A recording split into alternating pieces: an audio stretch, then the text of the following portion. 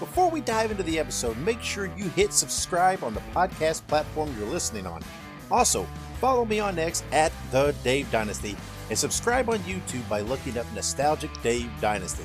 You can also buy one of my shirts at prowrestlingtees.com/The Dave Dynasty. Now, enjoy the show. Welcome to 1 hour of the toughest, roughest wrestling you'll ever see. That's right, Dick the Bruiser said it all. The big question, have you got the endurance? Have you got the brains to get past the excellence of execution?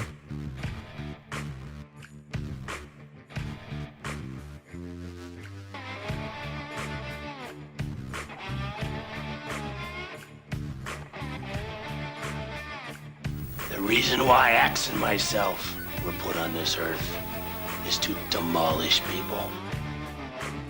Bobby Heenan is a very good-looking sport coat you've got on. Yeah, and I paid for mine. Mine isn't government issue. Hello, everybody. Lance Russell and Dave Brown right along ringside. And by golly, we're ready to go with another big week of championship wrestling.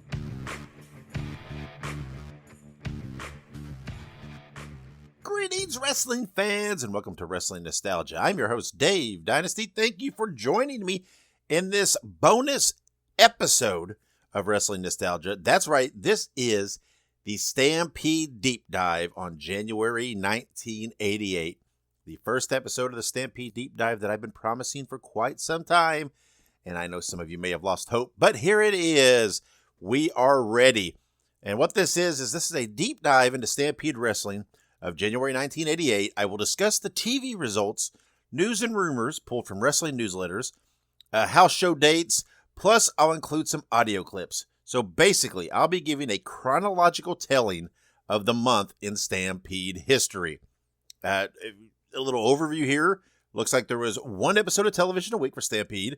Looks like it aired on Friday nights. And the show was hosted by Ed Whalen and Jim Davies.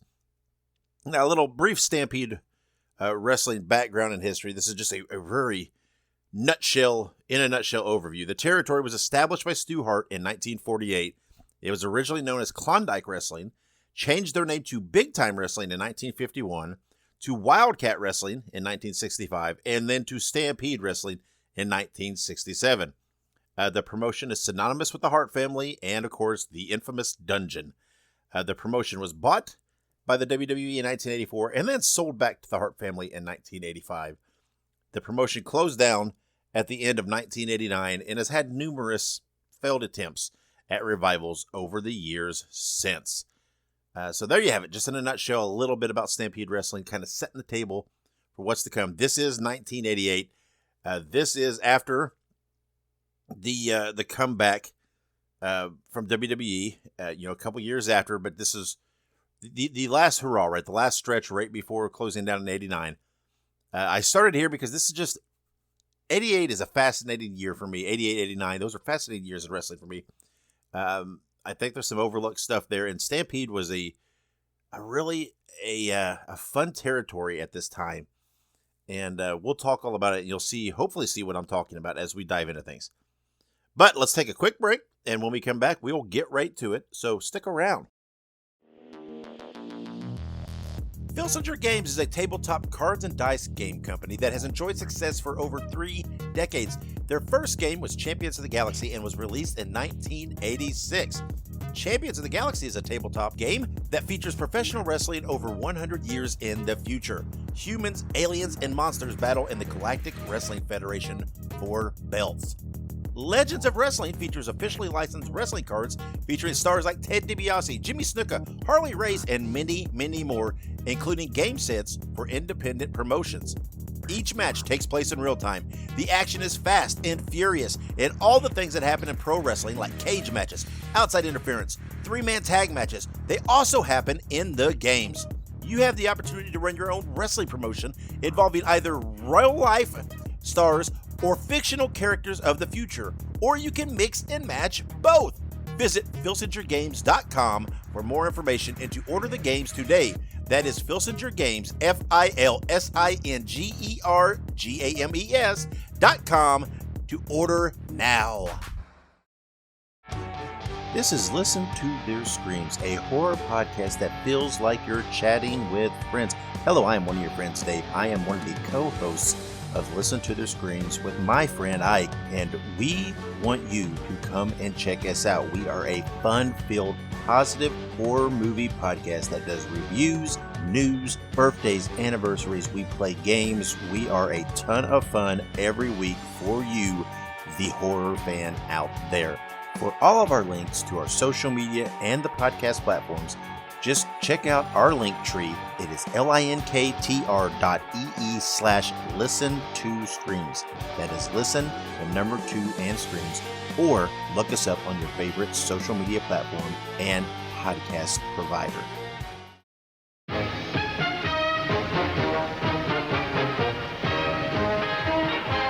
Hello, everybody, and away we go with another edition of the Stampede Wrestling Show.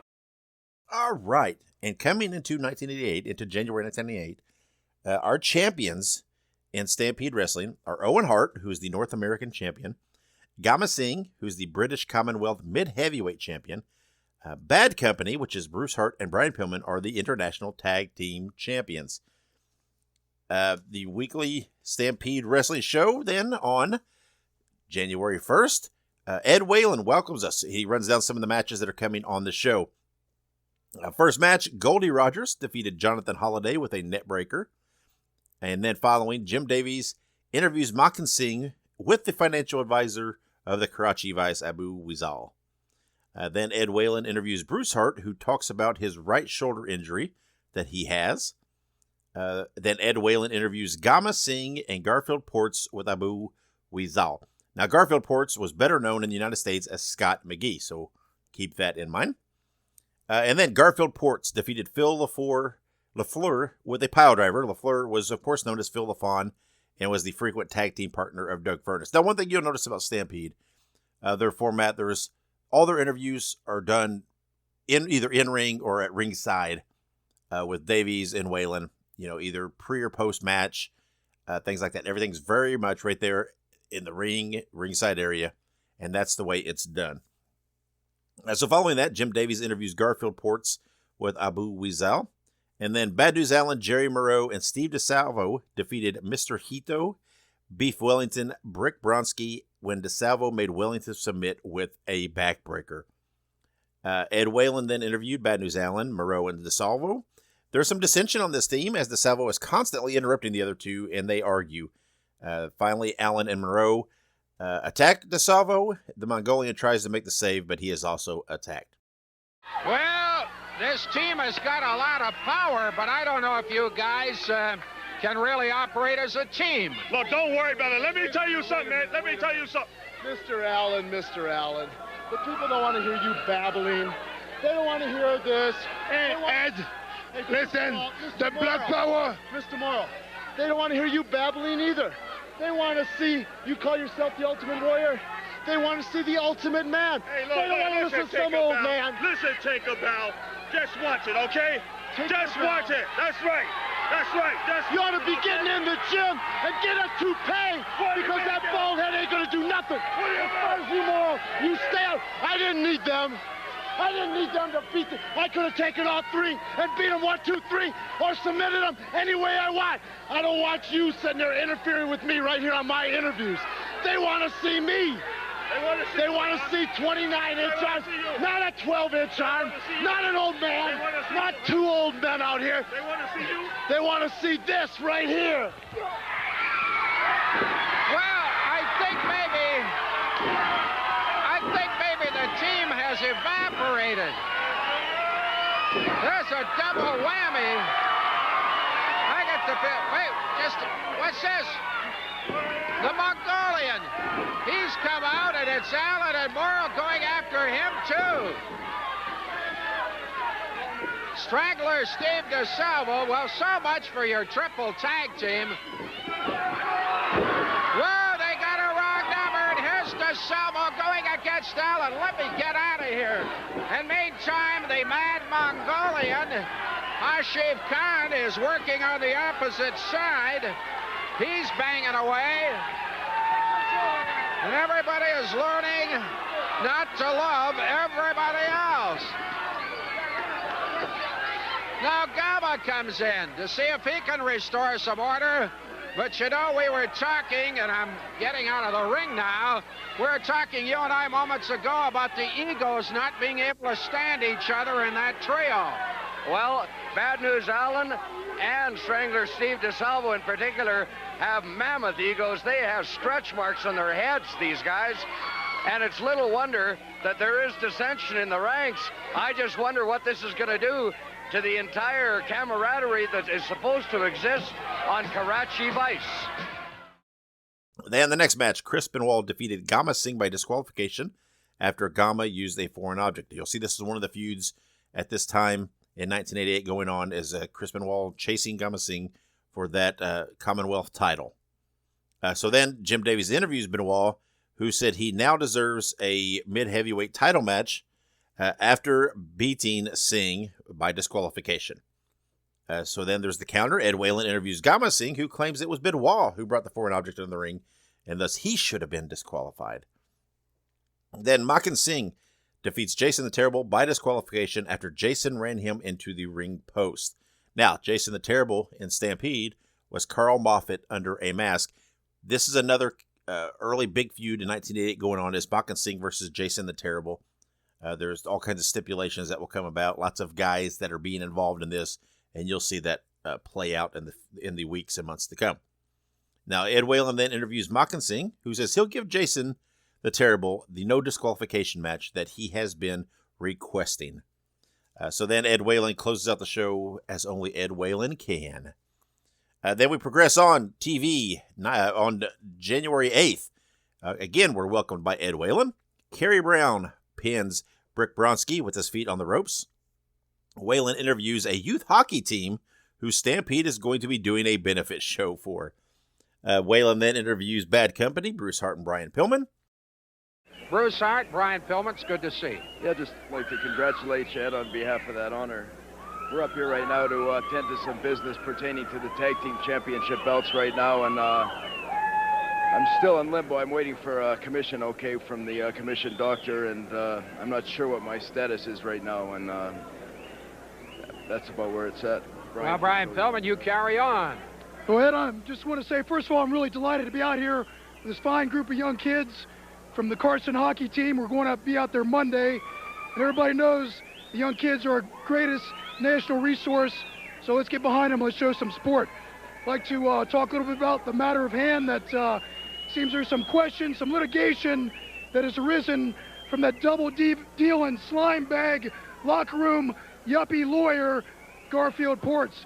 Seems he claims that there's a contractual agreement that we can't keep because of Bruce's injury. Let me tell you something. If it was in Bruce's power, he'd come out here with no arms. But we can't do it because the commission doctor up in Edmonton will not give him medical clearance to get in the ring and wrestle. Now, if it comes to that, it wouldn't surprise me. You know, we've seen these kind of lawyers throughout life. The kind of guy where you go in, you buy a washer and dryer, sign some papers without reading the fine print, and before you know it, you lose your house and your firstborn. Let me tell you something, Ports. We're prepared, whether we got the belts or not, whether you get them on a technicality or not, you just come into the ring because we'll take them right back off your butts. Okay, there they are, and thank you, gentlemen. Great having you with us. Jim Davies interviews Karachi Vice. Rip Rogers defeats Jonathan Holliday with a neck breaker, and then Davies interviews Rogers. Ed Whalen interviews Steve DeSalvo, who is then attacked by Bad News Allen and Jerry Moreau. Then, of course, Whalen interviews Allen and Moreau. Brian Pillman and Garfield Ports wrestle to a double countout, and that is followed by Jim Davies interviewing Brian Pillman and Ed Whalen interviewing Garfield Ports. Bad News Allen and Jerry Moreau defeated Steve DeSalvo and Hasif Khan when Moreau pinned Khan following a flying splash. Hasif Khan is Shinya Hashimoto from Japan. Jim Davies interviews Allen and Moreau. And then we have a Commonwealth title match. Chris Benoit defeated Gama Singh again by disqualification. Davies then interviews Benoit, and Whalen interviews Great Gama as the feud continues on for that title. Mock and Singh and Jason the Terrible wrestled to a double countout in a no disqualification match. Then Jim Davies enters Brian Pillman and Jason, who want Mock and Singh in a chain match. Jason wants Mock and Singh in a chain match. And Whalen then interviews Singh, who accepts the chain match challenge, and Ed Whalen closes the show. Stampede has a house show on January 9th, 1988 in Edmonton. I'm not going to go over all these results for these house shows, because we would be here forever with these. If anything jumps out or stands out, I'll let you know. It's just a lot of action, a lot of interchangeable, the same guys, lots of continuations of things you're seeing on TV. But I will give you the dates. Now, these are shows that were scheduled, that were showing on the schedule. I cannot guarantee that they all occurred, but that is what it is. So, in the Wrestling Observer from January 11th states that Dave states that Johnny Smith is gone from Stampede, and that Sonny Warcloud and Rip Rogers are heading in. Now, we've already seen Rip there, so this is kind of delayed news, of course. There will be more further news updates on Johnny Smith coming up. Stampede then had a house show on January 11th in Cardston. Then they had one on January 12th in Fernie, on the 13th in Hannah, and on the 14th in Three Hills. And then we are up to our next television episode, which is on January 15th. And this episode, I only have a partial episode of this show, of this TV show, Join in Progress. Cannot find a full episode, so I can only tell you partial results. The episode that I have is Join in the midst of a Steve DeSalvo interview with Jim Davies, which is then followed by an interview with Bad News Allen and Ed Whalen. Then Brian Pillman defeats Garfield Ports by disqualification when Gama Singh interferes, and then Bruce Hart came in to help his partner from the double team. Jim Davies interviews Gama Singh and Garfield Ports. Ed Whalen interviews Bad Company. This is kind of setting up a tag feud for the titles again with Bad Company against Gama Singh and Garfield Ports. Gama talks a lot about how he is the Commonwealth Mid-Heavyweight Champion. He wants that second title, part of the tag team titles with Garfield Ports, so this is kind of the center of this. Then the Great Gamma defeated Chris Benoit in a Commonwealth Mid-Heavyweight title match. Jason the Terrible defeated Mock and Singh in a chain match. After the match, Jason is attacked by Mock and Singh, Rip Rogers, and Abu Wizal. Jason then is eventually saved by Chris Benoit and Johnny Smith. Jim Davies then interviews Benoit, and Ed Whalen interviews Mock and Singh and Rip Rogers and closes the show. Stampede had a house show on January 16th at Edmonton. And then from the January 18th issue of the Wrestling Observer, Dave Meltzer reports that Bad News Allen is leaving for the WWF and is actually already debuted on WWF TV as Bad News Brown. He does say that Bruce Hart is out with a broken shoulder. Now, a couple issues down the road, he updates us that it's not actually broken. It's just a badly separated shoulder. He also states that Brian Pillman has been on vacation at home for the holidays and that Owen Hart is in Japan until the second week of February. It is believed that Kerry Brown is gone since he no-showed the January 1st show. And that the update is that Johnny Smith is now not believed to be gone. He just went home to England for Christmas and should be back in a couple of weeks. Some house shows that Stampede held. They held a show on January 18th in Legal, on the 19th in Athabasca. Excuse me, my Canadians for mispronouncing it if I do. On the 20th in La Labiche, on the 21st in La Duke. And then we are down to our episode of TV from January 22nd, 1988. Ed Whalen opens the show as he always does. We have our debut match of Goldie Rogers and Hasif Khan wrestling to a double count out. Then Jim Davies interviews Bad Company. Ed Whalen interviews Karachi Vice. And then Gama Singh and Garfield Ports defeat Johnny Smith and Biff Wellington after Singh hit Wellington with a spike pile driver. This is followed by Ed Whalen interviewing Singh and Ports, who once again reemphasized their quest for the tag titles. Steve DeSalvo defeats Jerry Moreau by submission with a backbreaker. Then Jim Davies interviews Steve DeSalvo. Ed Whalen then interviews Rip Rogers and Kerry Brown. Brian Pillman defeated Kerry Brown with a backslide. After the match, Brown and Rogers attack Pillman until Bruce Hart makes the save. Then Ed Whalen interviews Bad Company. Mock and Singh and Rip Rogers defeated Jason the Terrible and Chris Benoit when Benoit submits to Rogers' Boston Crab. One thing you also notice that a lot of times some of the interviews on the show, particularly right towards the end of the show, often set up the main event for the following TV. So this tag match was set up by Benoit laying down the challenge in the previous episode. And then Ed Whalen interviews Mock and Singh and Rip Rogers, and Whalen closes the show. Well, now, Jason wants you. Jason wants you. Jason wants me? Jason, that idiot maniac wearing a mask because he's so ugly. He's about 6'4", about 275. To tangle. Well, I don't want to fight Jason because everybody knows he's a maniac. Everybody knows he's 6'4", 275 pounds. He's nuts and he wants me. I don't want any. Let him take on somebody his own size, like the Mocking Man, Mr. Singh, right here. Nervous. I'm never nervous in my life. Talk to Mr. Singh about that because Mr. Singh. Let me tell you something, Whalen. Once again, I proved myself. I come out here with any new partner, every new partner. I just keep winning. I win. That's a secret. But there's something I want to tell you, Omar. Wherever you're hiding behind rice patties or something, you and me, Omar, we're not done. You have my North American Championship belt, Omar. The only thing you're going to be wearing when you get back is just around your head, stopping the blood from pouring out. Me and you got an issue to settle, Omar. You just come back to your own hometown. I'm still here. I'm still winning. I'm still the best wrestler here, and you got to come back and beat me, Omar. Get ready, Omar. As soon as you get back, it's me and you. North American belt. That's rightfully mine. He is tearing up Japan. Hey, who couldn't tear up a bunch of 5-foot-tall guys? Oh, Have them come back here and some wrestle, of them man. a lot of great wrestlers. You don't want to meet Jason, huh? I love your tie. Yeah, thank you. I gotta get out of here. I'm still here, Omar. I'm still here, Omar. All right. He's talking about Owen. He can't pronounce Owen. Well, I'll tell you, I'm confused. I don't know who's going to fight who. Nonetheless, we shall look forward to seeing the action next time. But in the meantime, and in between time, that's it. Another edition of TSN Wrestling. Bye-bye now. On January 24th, there was a house show in Fort Saskatchewan. Excuse me. From the January 25th Wrestling Observer, Phil LaFleur has left the area, and Gary Albright is supposed to debut in Stampede soon.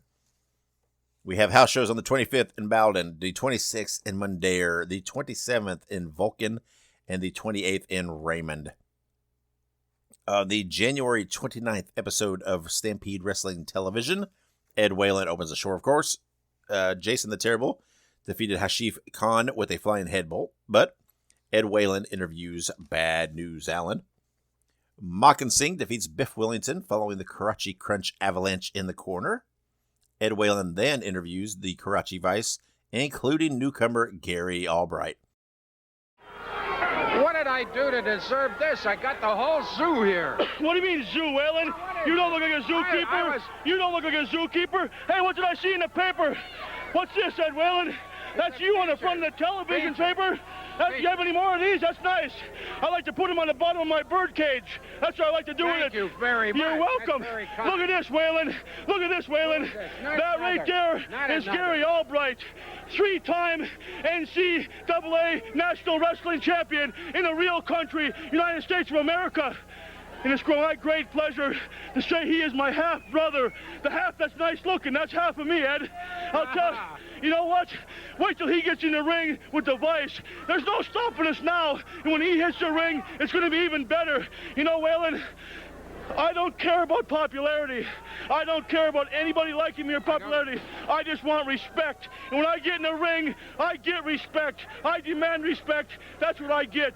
You know what else I seen in here? Yeah, all right, hurry Please line up for your Stampeder tickets. It's only January and they're begging already. All right, Gary, I don't know. I guess it's blood relations. That's why you're here. Well, all I got to say is, I've looked up to my brother for many years. He was my drive for me, working to be, a three-time All-American, three-time NCAA champion. I look up to him. He's one of the greatest athletes ever to live in the United States, in the world, in Canada. All I got to say, I'm proud that he brought me up here to be a part of Karachi Vice, because Karachi Vice rules. Okay, you got one more. You got one more second. Well, You're everybody knows that we're going for the title. Garfield is in the hospital. He's injured. Everybody knows that Bruce Hart and Brian Pillman are responsible for it. These guys will go to the extremes because they knew that tonight we were going to beat them for the title. But that doesn't matter, everyone, because all the members of the Karachi Vice are equally as good. I feel like I'm caught in a revolving door here. Jim Davies interviews Bad Company and Keith Hart. Leo Burke defeats Goldie Rogers with a sleeper. Then Whalen interviews Burke after the match. Of course, Leo Burke, a Canadian legend, just absolute legend of Canadian wrestling. If you've not heard or seen Leo Burke, look him up and check him out. Then Jim Davies interviews Steve DeSalvo. Rip Rogers defeats Chris Benoit by submission with the Boston Crab that they're calling the Rip-a-rooney. There you go. Hustler with the Boston Crab called the Rip-a-rooney. Gotta love it. Jim Davies interviews Chris Benoit. Then Whalen interviews Kerry Brown and Rip Rogers. And then Bad News Allen and Steve DeSalvo wrestled to a no contest after interference by Jason the Terrible and Makan Singh. Whalen then interviews DeSalvo and Jason after the match. Davies interviews Makan Singh and Bad News Allen. And then for the international tag titles, Gama Singh and Jerry Moreau defeated Bad Company by disqualification. This was originally supposed to be Gama and Garfield Ports, but it was announced earlier in the show that Ports was hospitalized with a severe injury. So we will see if that is truly the case or whether we have seen the end of Garfield, Ports, and Stampede. So stand by in the coming weeks and future episodes for that. Then Jim Davies interviews Gama Singh and Jerry Moreau after the match. Ed Whalen interviews Bad Company and then signs off for the show. And then closing the month of January, Stampede has a house show on the 30th in Edmonton, and then on the 31st in Edson. Now let's take a quick break, and when we come back, we will answer a few of your questions for me, so hang in there. Hey guys, Ray Russell here, curator of the WrestleCopia Podcast Network, inviting you guys to listen to many of the programs here as part of the WrestleCopia brand, including, but not limited to, the Wrestling Memory Grenade, currently covering the 1988 and the WWF project. You can also listen to the Regional Wrestling Podcast, where we talk the territories, whether it's Jamie Ward with Georgia 81, Roman Gomez with the UWF in 1986, or Gene Jackson covering Memphis in 85. 3 projects going on right now over there at Regional Wrestling. You can also listen to the Wrestling Stoop with the legend himself, Bob Roop. Bob goes back in time each and every week, covering not just his career, but countless stories and interactions with hundreds of wrestling names spanning his 2 decades in the business. But that's not all. You can also check out the Puro Wrestling Academy with the professor of Puro Resu, Mr. Dan Ginnity. Dan and I go back in time and cover the history of Japanese professional wrestling in the English language. And you can listen to all of those shows and more, all part of the WrestleCopia Podcast Network, located over at WrestleCopia.com. That's WrestleCopia.com, and anywhere your podcast streaming needs are met, from Apple to Spotify, Pocket Cast, and beyond. And while you're at it, why not subscribe to our social media guys for all the latest goings on here at the WrestleCopia Podcast Network. Plus, I'm constantly adding old school video clips and pictures from throughout wrestling history. You can follow us over on X, formerly Twitter, at Wrestling Grenade. That's at RASSLIN Grenade. Also, follow and like me, Facebook.com/Wrestling Grenade. And why not subscribe to YouTube.com/Wrestling Grenade. So if you're looking to support that next up-and-coming podcast brand, please consider making it WrestleCopia. Hey everybody, Gene Jackson here, inviting you to check out the Retro Wrestling Review, where each week I'm joined by some great co-hosts who help me review classic episodes of USWA Championship Wrestling, and right now we are doing week-by-week reviews of 1993. But we don't just do reviews. Sometimes we get a chance to interview some of the people who were there and lived it, plus do watch-alongs. It's a lot of fun, so check out new episodes that drop every Wednesday at WrestleCopia.com. And to find links to everything associated to the podcast, you can go to USWApodcast.com.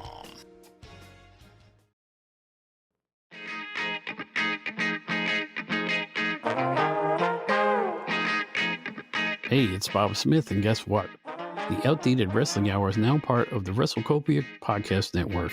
But hey, no fear, you're still going to hear the unique guests, comedy, music, authors, journalists, funny people.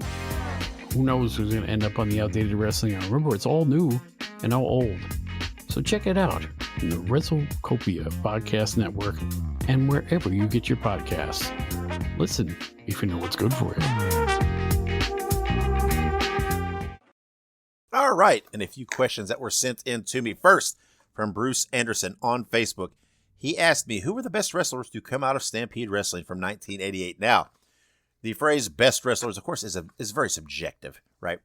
But as far as I'm concerned, I think some of these standout talents of this time, we'll just stick to just January 88 right here, what we've discussed a little bit so far. Definitely Mockinson. Guys, if you've only seen Bastion Booger, if you've only seen Norman the Lunatic, and you don't know more about Mike Shaw, check out Mockinson. He was a great worker. He was a great heel. He was a great interview. Check out his stuff in Stampede. Mockinson, of course, stood out. And then let's see, who else? Of course, there's Benoit. Was an in-ring, a talented guy, obviously in this time. I've always been a big fan of Rip Rogers and writing what he does. Rip and can do it all, right? He can work, he can talk, got a unique look. So those are some of the guys that I found super entertaining early on here. There will be some new talent, of course, come in and out. And, of course, when Owen comes back, of course, you got to say Owen's going to vault right up to probably the top of that list, no doubt. So, next question, Jason Amos on Facebook asked, which Hart brother had the most creative control in Stampede in 1988? That would be Bruce Hart, no doubt. Bruce was booking. He was, of course, in the tag champs with Brian Pillman. But Bruce was the guy that was kind of in control at this time, booking the product and everything else. And then at Iron Isidio on X, I'm sorry if I mispronounce whatever that is supposed to be. He asked, how did Dynamite Kid change the trajectory of Stampede and why? Now, of course, Dynamite was in Stampede a few years earlier. He will be back in the future, so stay tuned for that. But Dynamite changed, I think he helped change the course of wrestling in general. But particularly, but especially Stampede as well, because he, I think, opened the door for a lot of lighter guys, more athletic guys, and some of the things that they do using aerial tactics and quickness and some of the technical, this mix of styles. Stampede, to me, was a great melting pot of styles, right? There was a little bit of lucha. There was a lot of the UK and European influence, and of course, then the American style in there and everything else. So there was this melding of things. And Dynamite was kind of at the forefront. And like I said, he helped open the door for a lot of lighter guys and really influenced a lot in the future. So in my opinion, that's how Dynamite helped the trajectory of not only Stampede, but of wrestling in general. All right, guys. Well, let's close this up. Hopefully you enjoyed. Again, I try to keep these shows not too long because I don't just want to rattle off just match results. I think that gets boring. But hopefully there's enough here to make it interesting to you and to be a decent listen for you. So make sure you follow me on social media, particularly on X. I'm at the Dave Dynasty. But you can follow me pretty much on any social media platform. Just look up Nostalgic Dave Dynasty, and you will probably find me there. Go and check out all the WrestleCopia networks of podcasts. Just look up the podcast individually on your favorite podcast platform, or go to WrestleCopia.com. Go check out the Ultimate Classic Wrestling Library. Look them up. Download their app on your favorite smart device. Now, my next episode of Wrestling Nostalgia will be coming out Wednesday. Following this, it'll be Wednesday the 4th, and we'll feature Stormy Granzig in his first ever podcast appearance. I'm very, very excited for you to hear this interview, so make sure you check that out. And guys, you're going to want to make sure you subscribe, not only for that interview and all the other great interviews, but if you are really tuning in, really because you're interested in the Stampede material, I'm expecting there'll be a few that will really key in and listen to the podcast for that. Make sure you do subscribe because you don't want to miss, because on December 11th, I also have an episode coming out, and my guest on that episode will be Ross Hart from the famous Hart Calgary family. We talk about his career, his family, and of course, lots about Stampede Wrestling.